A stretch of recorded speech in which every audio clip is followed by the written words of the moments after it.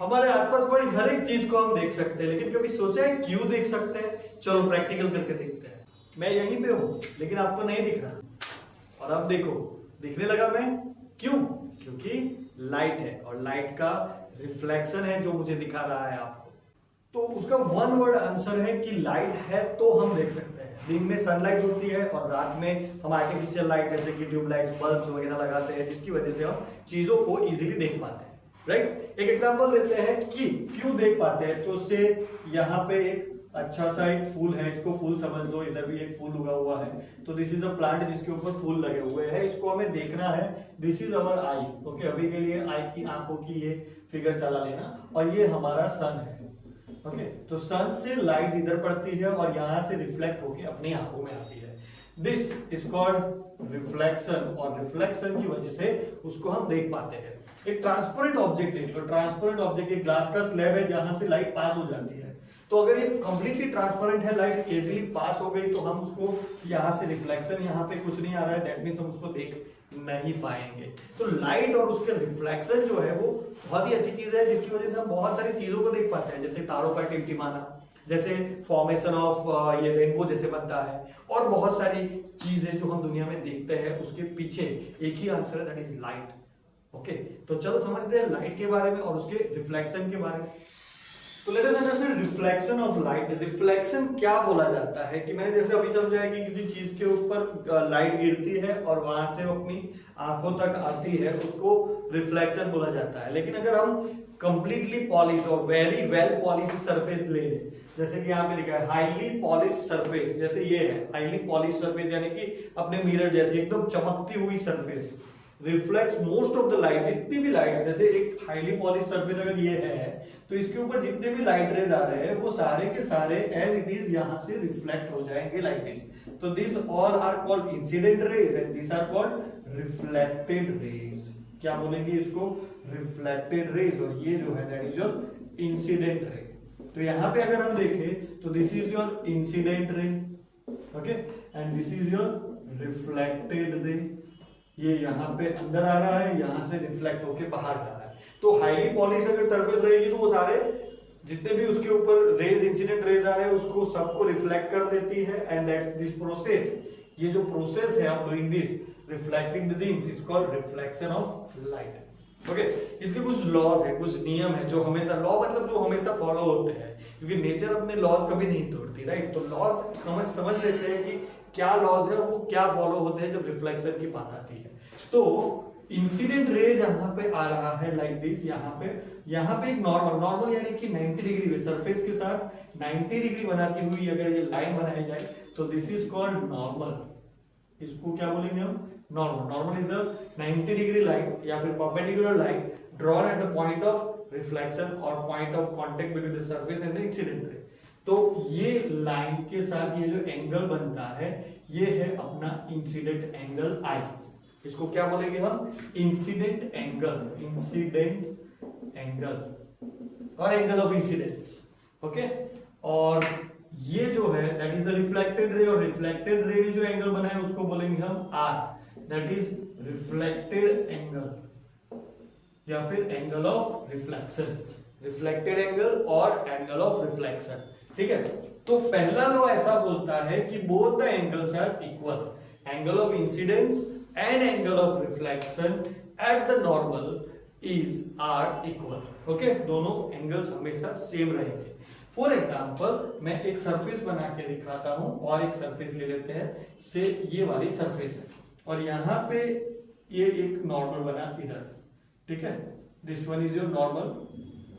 तो यहाँ पे ये इंसिडेंट रे आ रहा है और रिफ्लेक्ट होके इधर जा रहा है। तो this two angles are same. अगर ये इधर से आया तो किधर जाएगा बताओ? जितना यहां पे एंगल बन रहा है ना, उतना ही सामने की साइड पे भी एंगल बनेगा। अगर यहां कम एंगल बन रहा है तो सामने भी कम ही एंगल बनेगा। यानी कि incident angle and reflected angle are always same, that is the first law of reflection. दूसरा लॉ, सेम प्लेन, यानी कि द रे, इंसिडेंट रे, कौन कौन सी चीजें हैं यहाँ पे देखो, incident ray, reflected ray and the normal are on the same plane, यानी कि दोनों तीनों यहीं पे है मेरे बोर्ड के ऊपर, ये मेरा बोर्ड एक प्लेन है, तो incident ray, reflected ray and normal all lie on the same plane, एक ही प्लेन पे रहेंगे। ऐसा नहीं होगा कि इंसिडेंट यहाँ पे हो रहा है, रिफ्लेक्शन वहां पे हो रहा है, इधर नॉर्मल इधर बन रहा है, ऐसा नहीं होगा। सब कुछ एक ही 2D प्लेन के ऊपर आपको देखने को मिलेगा, 2 डायमेंशनल, यानी कि एक्स और वाई एक्सिस में।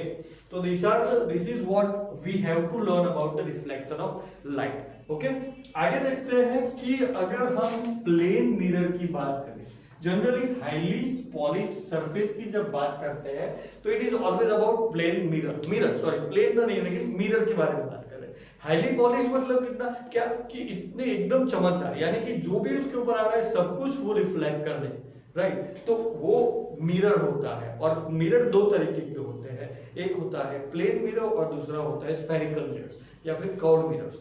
ओके, तो पहले हम देखते हैं प्लेन मिरर। प्लेन मिरर कुछ ऐसा होता है, ये बंदा एक लड़का है जो मिरर के सामने खड़ा है, ओके, तो उसकी इमेज सामने मिल रही है। ये इमेज की कुछ खासियत है, क्या खासियत है, तो ये जो इमेज है वो वर्चुअल है एंड इरेक्ट है।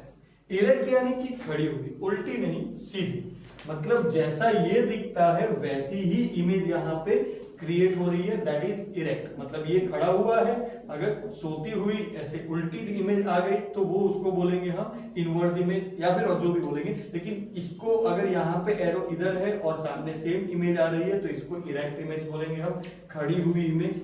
दूसरा वर्चुअल यानी कि this can not be caught on the कोई भी this can not be caught on the any kind of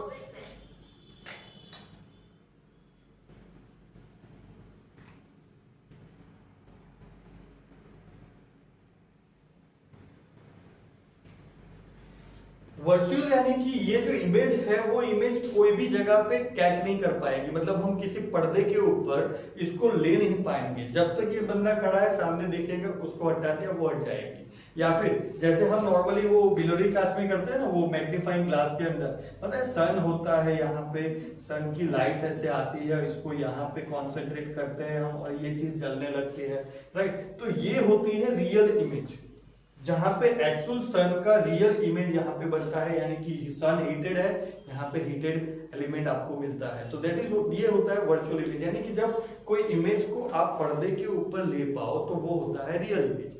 यहाँ पे कैसी इमेज बनेगी, हमेशा वर्चुअल इमेज, जो कभी भी पर्दे के ऊपर कैच नहीं कर पाएंगे हम।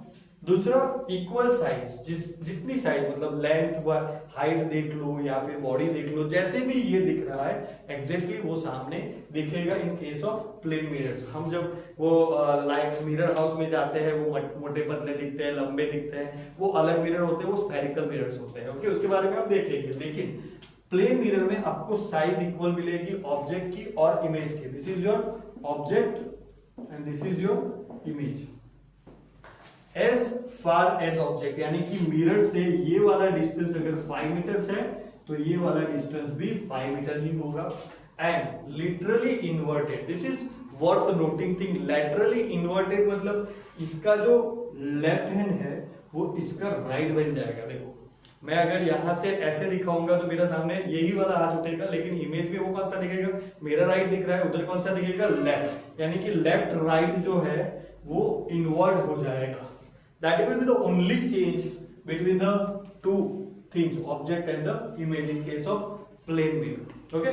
इसके अलावा spherical mirrors भी होते हैं, concave and convex, तो ये कुछ अलग टाइप ऑफ इमेजेस जनरेट करते हैं। चलो उसके बारे में भी देखते हैं।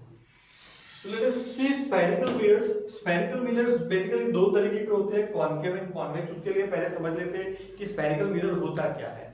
ऐसा मिरर जिसको हमने स्फीयर में से काटा हुआ है, यानी कि एक स्फीयर को कट करो, स्फीयर कैसा होता है, इट इज लाइक दिस, एक बॉल जैसा। इसको अगर काटोगे आप तो क्या देखने को मिलेगा, इधर ये शेप या फिर ये शेप। ओके, ये और ये दोनों सेम ही शेप है, एक स्फीयर ही है, लेकिन इसमें दोनों का फर्क क्या है कॉनकेव और कॉन्वेक्स में, कि रिफ्लेक्टिंग सरफेस अगर इनवर्ड वाले अंदर वाली अगर रिफ्लेक्टिंग सरफेस है तो उसको बोलते हैं कॉनकेव मिरर, और कॉन्वेक्स यानी बाहर वाली। यहां से देखो, एक स्पून ले लो, एक चम्मच, स्टील की चम्मच ले लो, ठीक है, और चम्मच को इधर से देखो तो आपको क्या अपना फेस इधर देखने को मिलेगा अंदर की साइड में, और ये सरफेस अंदर से ऐसे मुड़ी होती है, इसलिए ये वाला जो है ये बोलते हैं उसको कॉन्केव मिरर। यहाँ पे जो दिख रहा है that is your concave mirror. अगर आप यहाँ से नहीं लेकिन पीछे से देख रहे हो तो ये वाली सरफेस पे अपना मुंह देखोगे, दोनों के इसमें मुंह अलग अलग दिखेगा आपको, लेकिन जब यहाँ से देखते हो तो वो कौन सा मिरर है, कॉन्वेक्स मिरर, यानी कि बाहर की सरफेस अगर यानी कि इधर से देख रहे हो और आपको शाइनिंग सरफेस दिख रही है, आपको अपना फेस दिख रहा है या फिर कुछ भी दिख रहा है, तो वो कौन सा मिरर होता है, कॉन्वेक्स। और इधर से अगर आप देखते हो, इधर से देखते हो ये वाली सरफेस, अंदर वाली सरफेस शाइनिंग होती है, तो वो होता है कॉन्केव मिरर। ठीक है, इतना है सिंपल। और स्फेरिकल मिरर जनरली स्फीयर में से काटे होते हैं। A mirror whose reflecting surface forms part of a sphere that is called spherical mirror. उसके दो टाइप है, इनवर्ड वाला कॉन्केव और आउटवर्ड वाला कॉन्वेक्स। ठीक है, अभी मिरर के अंदर, मिरर इटसेल्फ के अंदर भी कुछ चीजें हैं जो वर्थ नोटिंग है, क्योंकि इसके बाद आगे जो हमें समझना है वो क्या है, वो है कि ये जो मिरर्स है वो कहाँ पे यूज होते हैं और क्यों यूज होते हैं, किस टाइप ऑफ इमेजेस वो फॉर्म करते हैं। ये सारी चीजें हमें किक करके समझनी है, राइट। तो इसलिए हमें समझना पड़ेगा कि इसमें कौन कौन सी चीजें हमने नाम दे रखे हैं, इंसानों ने, इसमें इंसान ने ही बनाया ऑब्वियसली, तो इसको नाम भी दे रखे हैं। जैसे कि ये अपना पहला है पोल, P4 पोल, ये पॉइंट है, ये दोनों में होता है। ठीक है, ऊपर वाले में नीचे वाले में दोनों में होता है। ये जो लाइंस बनाई हुई है ना एक्स्ट्रा ऐसे, दिस शोज कि वहां पे कुछ नहीं है, रिफ्लेक्टिंग सरफेस इनर साइड पे है, इसमें इनर साइड पे बना है यानी यहाँ पे कुछ नहीं है, रिफ्लेक्टिंग सरफेस जो है वो ये साइड से है। ठीक है, तो दोनों में होता है, लेकिन समझने में इजी ये वाला है, इसलिए मैं इससे समझाता हूँ। तो P is the pole, pole is the centre of this reflecting surface. इसका रिफ्लेक्टिंग सरफेस का जो सेंटर है, यहाँ पे इसमें क्या बनेगा, इधर बनेगा P, रिफ्लेक्टिंग सरफेस का जो सेंटर है वो हो गया पोल। और ये जो डायमीटर है यानी कि इधर से इधर तक, ये जो diameter of the reflecting surface, reflecting surface का ये जो लेंथ है यहां से यहां तक का, उसको बोलते हैं एपरेचर।